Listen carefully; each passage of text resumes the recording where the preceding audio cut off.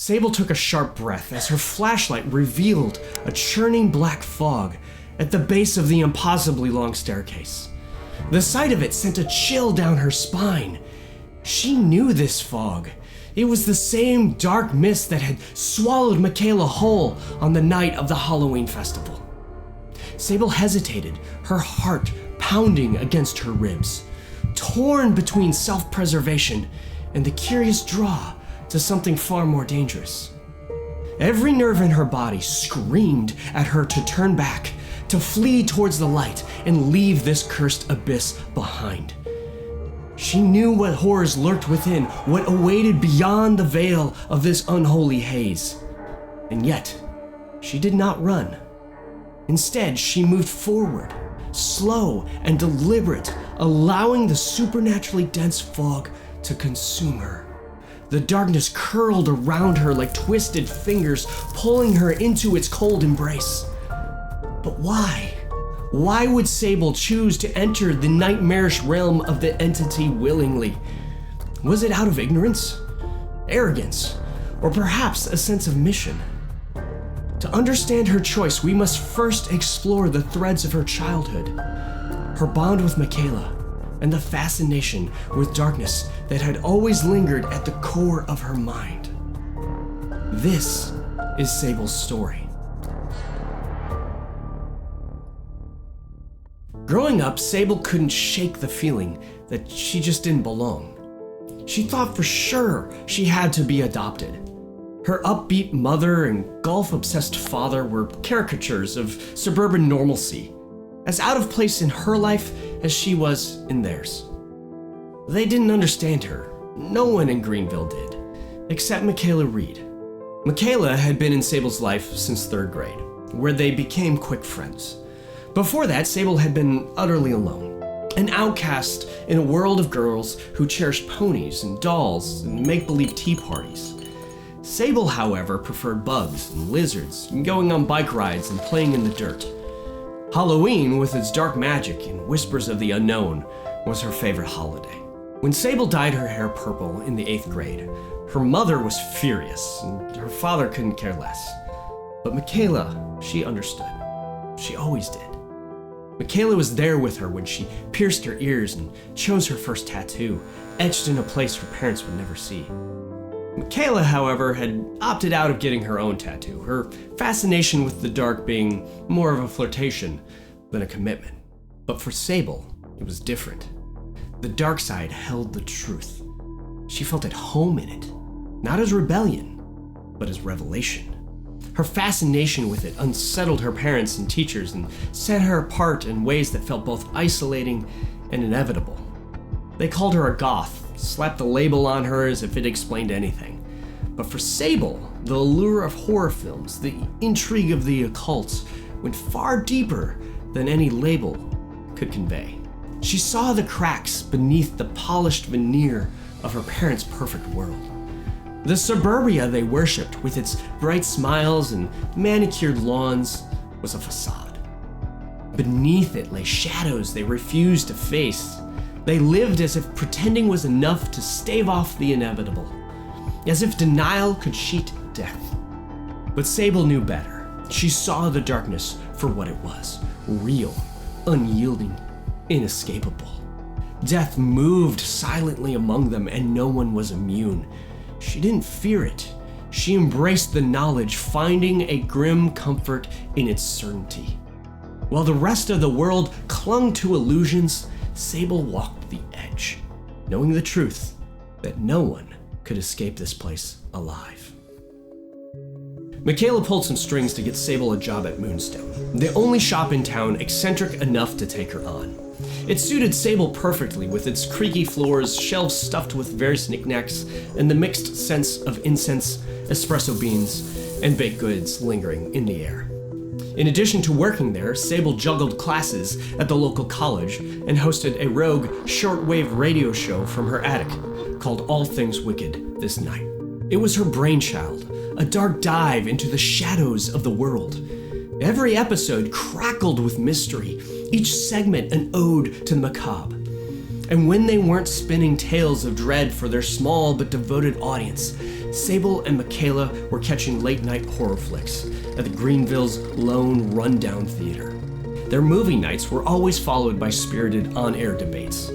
You see, Mikaela preferred her horror with a side of humor, something to soften the edges, a dash of laughter with the scares. But Sable, on the other hand, wanted her horror unrelenting. She craved the razor-sharp terror, the crimson gore, the kind of movie that left you breathless and clinging to the edges of your seat. But their disagreements were half the fun. Mikaela's playful critiques clashed with Sable's fiery opinions, their arguments weaving between laughter and intensity. If horror was a feast, they approached it like chefs with wildly different recipes. But the debates, well, they were delicious every time. When Sable needed inspiration for her show, she wandered the old cemetery in town, a quiet place steeped in history. Statues of angels loomed like silent sentinels, their stone faces worn with time, while weathered headstones bore the name of early settlers who'd founded the town as a sanctuary from persecution. The air always seemed heavier there, thick with secrets.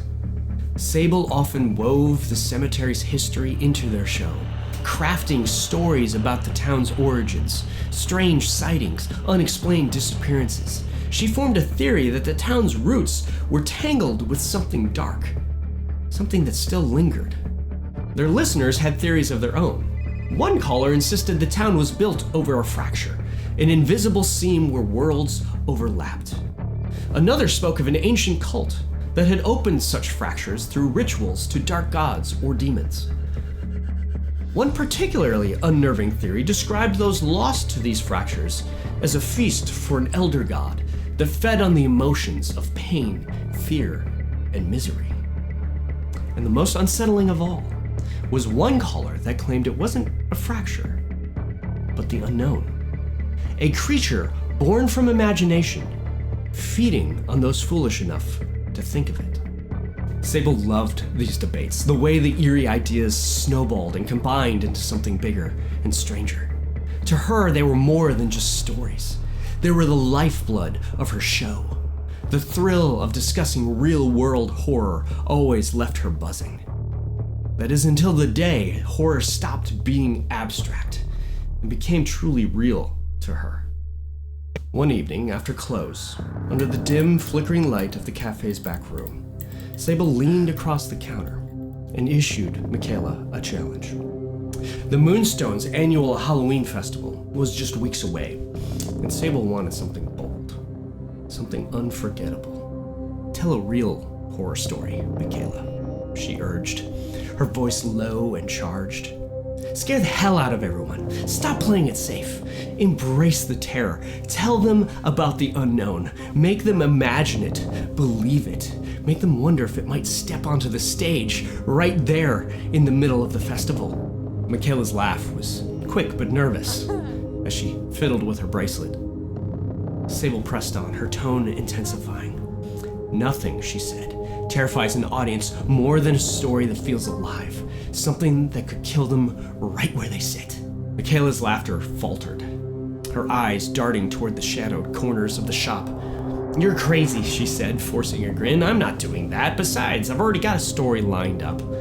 Julian is helping me with it. But there was a flicker of unease in her voice, and for just a moment, Sable thought she caught something in Mikaela's expression. Something hesitant, almost fearful. The idea of the unknown lingered in the air between them, unspoken but palpable, like a whisper they weren't sure they wanted to hear. But then, when the night of the festival had come, a strange, inky fog had enveloped Mikaela as she was performing her story, swallowing her whole before the stunned crowd.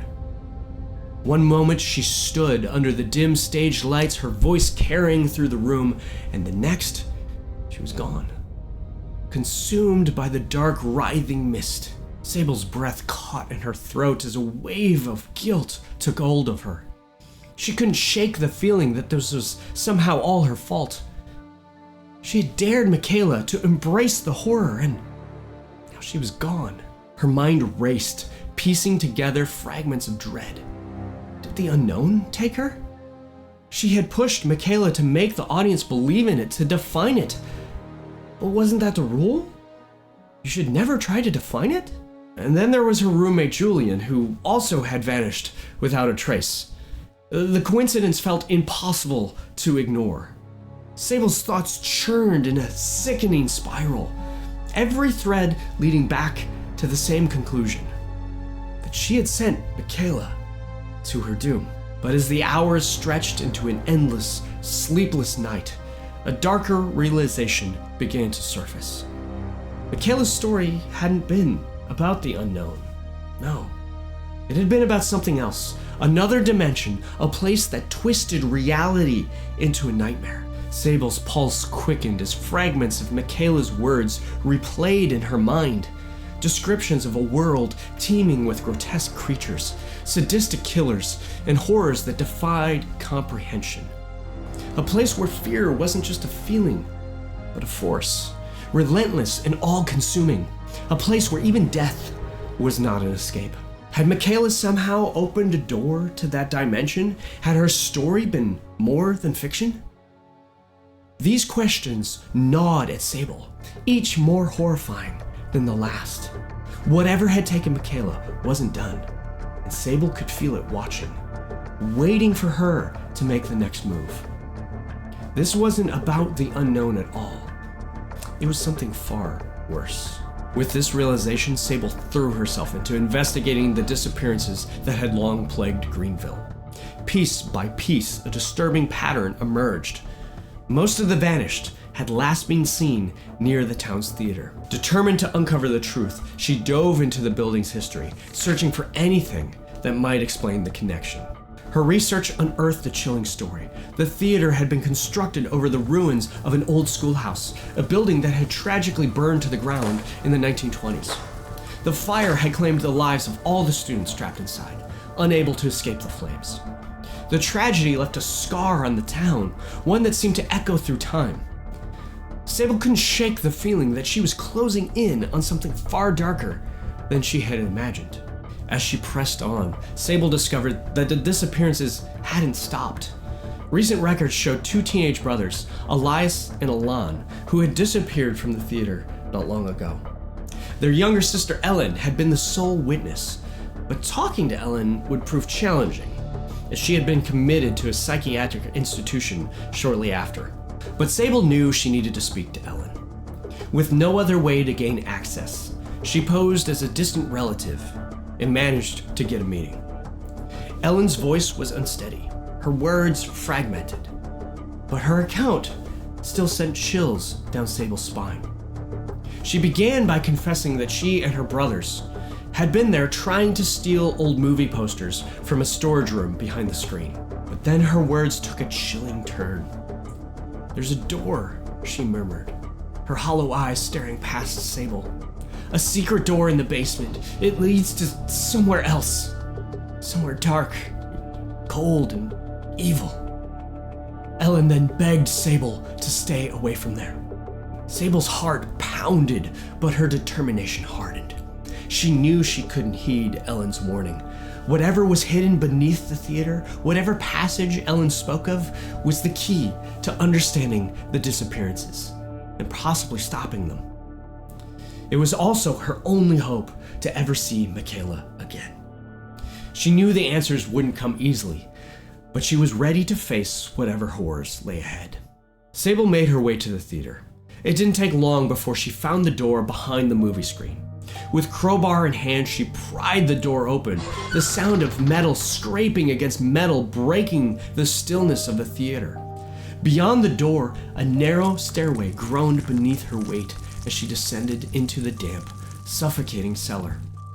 The smell of mildew and decay filled her lungs. She found a light switch and turned it on. The fluorescent lights flickered out in sequence, revealing a room littered with broken theater seats and faded movie posters, relics of a bygone era. Her heart raced again as she searched the area, every creak and groan of the old building setting her on edge.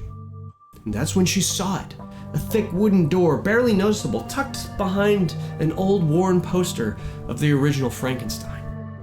She She shoved and twisted the door open, the wood protesting against her every push. What lay beyond the second door was something she hadn't expected. A circular stairway spiraling down into an abyss of total blackness. With nothing but a small flashlight to guide her, she began to descend, the cold air growing heavier with each step. 10 minutes passed in silence, the darkness pressing in on her, when a familiar, chilling sight caught her eye. The same black fog that had swallowed Mikaela whole. She quietly gasped as the fog rose from the depths below, an inky presence that seemed to pulse with a life of its own. For a fleeting moment, Sable considered turning back, running up the stairs to safety. The thought of leaving, of escaping, tempted her. But then the images flooded her mind. Creatures with eyes full of malice, killers who took pleasure in torment, the endless oppressive horror she had heard about. She could feel it now. The pull of that world, that other place, calling her forward. And in that moment, she knew. She wasn't about to let Mikaela face it alone. Not when there was so much more to discover, so much more to feel. Sable Ward would never be seen again. Not by anyone in this realm, at least. Her name joined the growing list of the lost, those who vanished near the ill-fated theater. A brief article in the town's newspaper marked her absence, and for a while, her listeners traded wild theories online about her fate. But like all the others before her, Sable began to fade from memory. Only her parents still clung to a fragile hope, convincing themselves that she had simply run away and might one day return. But Sable had not run away. She had crossed over. She found herself in a world unlike anything she could have imagined. A realm steeped in shadow and defined by an unrelenting cycle of death and grotesque resurrection. This was a place of distorted echoes, a twisted reflection of home where memories lingered like ghosts, stripped of all comfort or warmth. In time, through the dense and shifting fog that veiled this cursed realm, Sable found her. Mikaela. Her best friend stood strong, her spirit hardened by the trials of this world, but her spark of optimism somehow still intact. Reunited at last, the two of them banded together with other survivors in a desperate battle to escape the evil forces of this otherworldly place. While many others recoiled from the dangers lurking in the depths of this nightmarish world, Sable pushed forward. She ventured into the darkest corners where even the bravest feared to tread, driven not by recklessness, but by a deep, unshakable certainty. In this world of unspeakable horror, Sable felt something strange stir within her. For the first time, her defiance had found a purpose. The darkness that had once alienated her from others now felt like a calling, a test that she had been preparing for her entire life. Here, in this realm of shadows and suffering, Sable finally felt something that she had never truly felt before. Belonging. And as the battle raged around her, she knew one thing with unwavering clarity. She would not fade into the abyss. In this dark and twisted place, Sable Ward would become something more, something unstoppable. If you enjoyed the video, will you please let me know by face camping the like button on First Hook and leaving a comment down below. I want to shout out and thank our channel members for their support of the channel. Their support helps me to keep making videos like these, so thank you. And thank you for watching.